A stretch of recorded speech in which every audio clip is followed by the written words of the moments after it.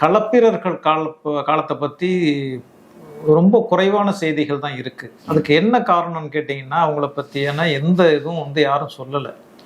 முதல்ல களப்பிரர்களை பத்தி தெரிஞ்சுக்கிறதுக்கு நமக்கு கிடைச்சது வேள்விக்குடி செப்பேடுகள் தான். அது ஆங்கிலேயர்கள் காலத்துல கிடைச்சது. இந்த வேள்விக்குடி செப்பேடுகள் அப்படிங்கிற ஒரு விஷயம் கிடைக்கலன்னு சொன்னா களப்பிரர்கள் பத்தி சுத்தமாவே தெரிஞ்சிருக்காது.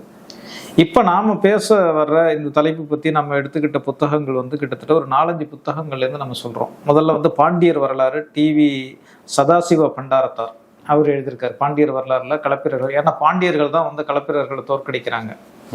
பாண்டியர்கள் பிற்காலத்துல களப்பிரர்களை தோற்கடிக்கிறாங்க. பாண்டியர்களால தான் அந்த களப்பிரர்கள் ஆட்சி கடைசியா முடிவடையுது.